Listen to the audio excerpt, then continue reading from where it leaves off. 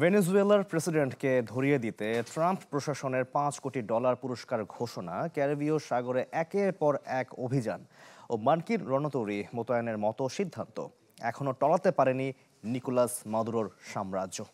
তাই প্রশ্ন উঠছে, পুরস্কার ঘোষণার এই প্রাচীন কৌশল আদৌ কতটুকু কার্যকর? বিশেষজ্ঞদের আশঙ্কা, মাদুরোর পতনে আরও বিশৃঙ্খল পরিস্থিতির মুখে পড়বে অর্থনৈতিক সংকটে ভোগা দক্ষিণ আমেরিকার দেশটি।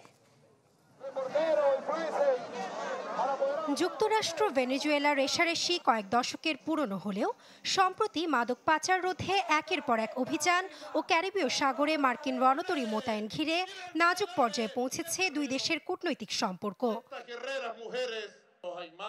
গেল আগস্টে ভেনেজুয়েলার প্রেসিডেন্ট নিকোলাস মাদুরোকে ধরিয়ে দিতে ট্রাম্প প্রশাসন $5 কোটি পুরস্কার ঘোষণা করে। তবে এবারই প্রথম নয়, এর আগে প্রথম মেয়াদেও মাদুরোকে গ্রেফতারে $1.50 লাখ পুরস্কার ঘোষণা করেন ট্রাম্প। পরবর্তীতে বাইডেন প্রশাসনে এসে তা আরও বাড়িয়ে করে $2.50 লাখ। নতুন এবং ফিরে আসা গ্রাহকদের জন্য নগদে চলছে ক্যাশব্যাক সহ প্রতিদিন হাজারো উপহার জেতার সুযোগ। হবে আশা আর ফেরা, সারপ্রাইজ সেরা। তবে এত কিছুর পরও এখনো পর্যন্ত টলেনি নিকোলাস মাদুরোর শাসন। যুক্তরাষ্ট্রের চোখ রাঙানি উপেক্ষা করেই এখনও নিজ দেশে সরব উপস্থিতি মাদুরোর। টেলিভিশন সহ বিভিন্ন মাধ্যমে দিয়ে যাচ্ছেন জ্বালাময়ী সব বক্তব্য। 2016, 17 এবং 18 সালের মার্কিন নিষেধাজ্ঞা ভেনেজুয়েলার 99% অর্থনীতি ধ্বংস করেছে, কিন্তু তবুও আমরা কাজ করে গেছি। আমরা ধীরে ধীরে আরো সামনের দিকে এগিয়েছি। 2025 সালের শেষে এসেও আমরা বিভিন্ন জনকল্যাণমূলক কার্যক্রম চালিয়ে যাচ্ছি।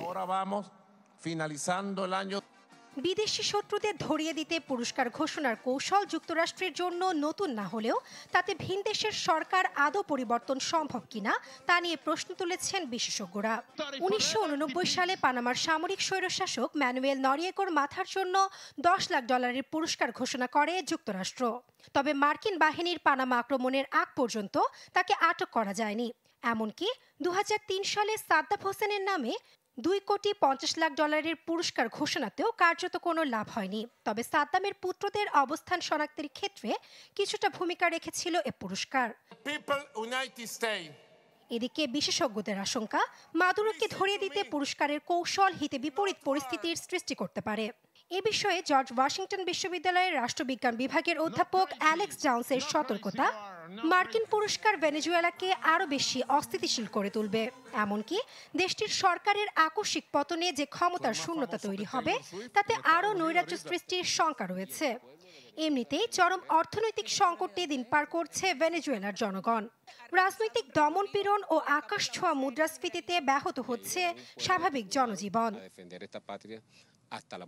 তবে যে মাদক পাচার ও অভিবাসী প্রশ্নে ট্রাম্পের চক্ষুশূল হতে হলো মাদুরোকে, বিশেষজ্ঞদের মত তার আকস্মিক গ্রেপ্তারে দুই বাড়তে পারে।